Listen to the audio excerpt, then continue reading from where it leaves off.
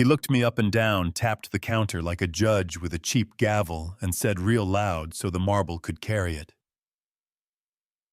"Kid, I'll give you the best suite if you have the balance."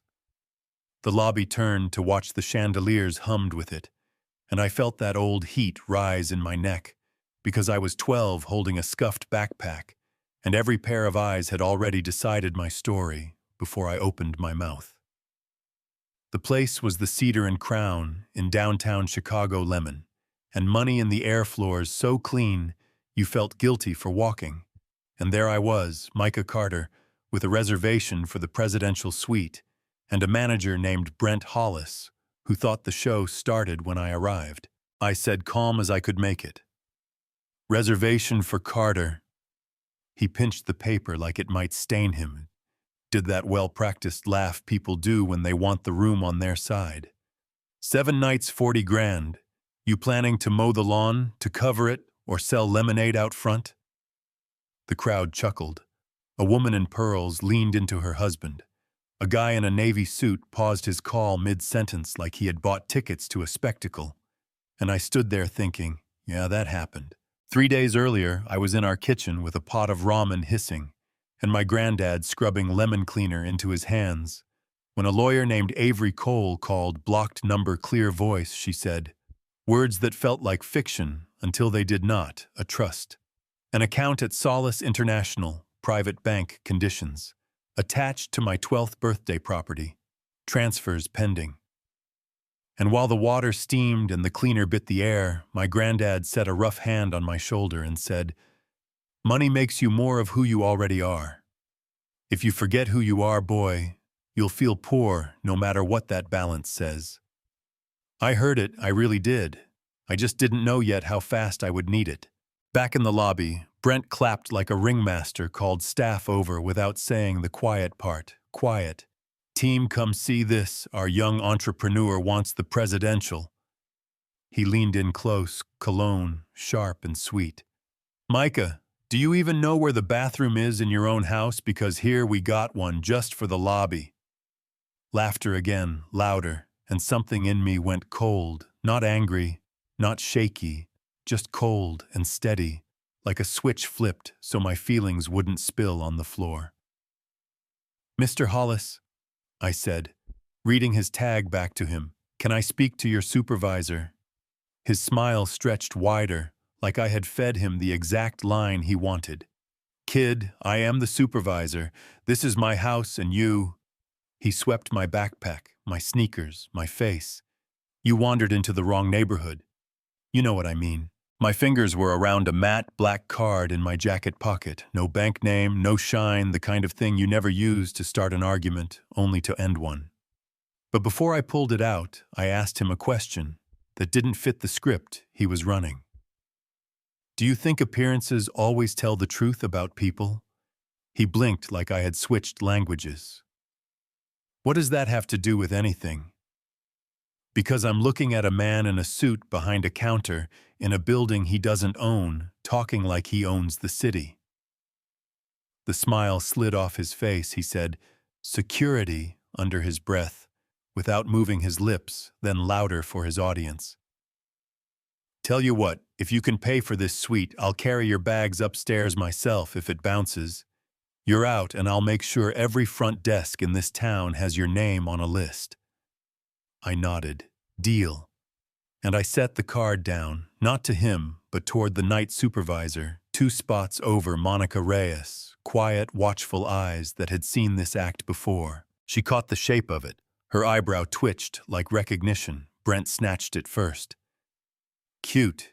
Did you print this at the library?" "Mr. Hollis." Monica started warning built into her tone. "That's a Solace tier. They don't emboss branding. It's—" He cut her off with a slice of his hand turned to the room. "We'll swipe for fun, folks." He smirked like he could still drag the laugh back to his side. "This won't take long." I pulled out my cracked phone. "Before you do, can I make a quick call?" He laughed. "What Santa to move funds?" "My attorney." I said. He laughed harder because sometimes a peen would rather choke than swallow his pride. I put it on speaker, Mom. Avery answered like a metronome. Cole and Danner, attorney Cole. Ms.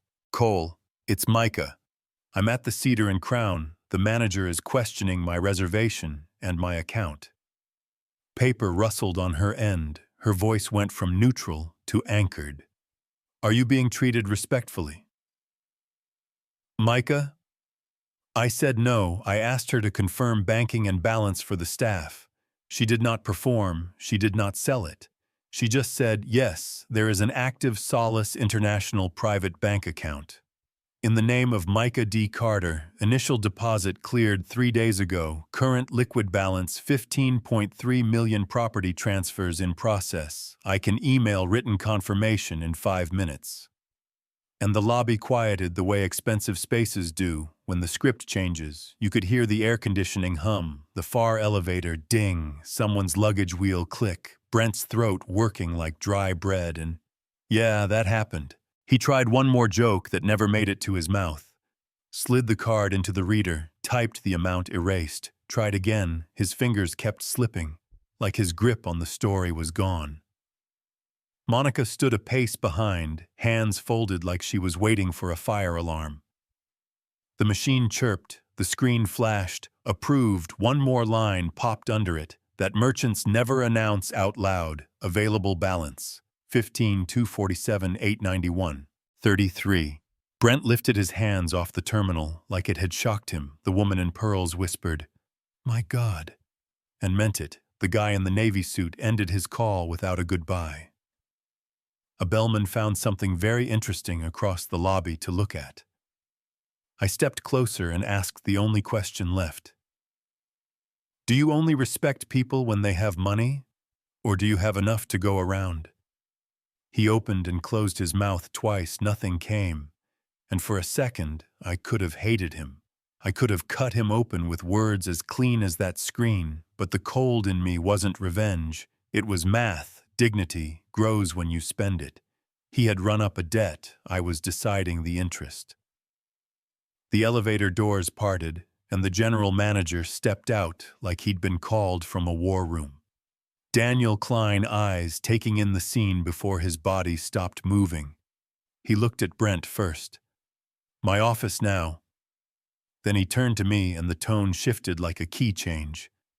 Mr. Carter, I am deeply sorry. This is unacceptable. You are our guest. He told Monica to comp the stay, and every amenity said he would address staff behavior personally. Walked me to the elevator, carrying my backpack. Himself, and in the suite with the river stretched under the windows like foil and a piano sitting there like a dare. He apologized again. I told him I accepted on one condition. Make it training, not gossip. Make sure the next kid who looks like me doesn't have to prove anything except their name. He met my eyes and said, done. Downstairs, gravity took over HR, and a quiet walk to the door. Jokes drying up in people's mouths, yeah. Consequences can move faster than pride later that day. A reporter emailed my attorney asking for comment. I told her no, this wasn't a circus. This was a classroom. People should take notes, not selfies.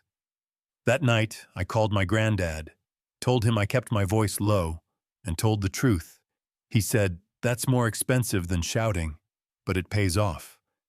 And I slept in a bed big enough to lose a fight in, and woke up with the same face as always, because money doesn't repaint your reflection.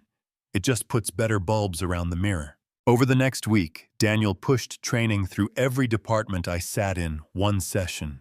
People shifted like they wanted to crawl out of their chairs. The facilitator talked about bias, about how we hear a kid's voice and fill in his story with our own ugly markers. Brent's name didn't come up, but the shape of him stayed in the room like a ghost. I didn't ask for his life to burn down. I didn't need a montage of rain and cardboard boxes to feel vindicated. I wanted the script changed at the counter, the moment when a person decides if they see you or the story in their head. And while that moved, I started something small with Avery's help and my granddad's line in my ear. We called it the Lantern Fund, a promise with a backbone. If a kid needs a tutor or a second chance night in a safe place or a jacket for an interview, the answer can be yes, without a maze of paperwork, no banner with my name, no press conference, just a light you turn on when somebody is standing in the dark. Here's the part that won't leave me, and that little screen, two simple words, green on gray, transaction approved, not because of the money, but because it proved a door can be forced to open without shoving a person through it. The lobby isn't a courtroom, but sometimes it hands down a sentence. Sometimes it asks a harder question that hangs in the air long after the crowd goes home. Did I do right, letting the consequences land as hard as they did, or should I have argued for a softer landing? Because jobs feed families and people are complicated. Would easing up have protected the next kid, or just reset the trap for another day? You tell me you know what I mean. When I checked out, I left a note for Monica and a thank you for housekeeping. No piano selfie, no balcony reel. I left the room the way I try to leave any place that matters, a little better than I found it, and I walked out with my old backpack like the city belonged to me as much as anyone else, not more, not less, exactly as much. So here's my ask: was I right to let that lesson land? Or should I have pushed for mercy? Does respect get to wait for a balance before it shows up? Or is that just how we excuse bad behavior? In nice suits, drop your take in the comments. Tell me what you've seen, where it happened, how you handled it, what you wish you'd said. And if you believe dignity shouldn't depend on a dollar sign, hit subscribe. We've got more stories to tell and more doors to hold open.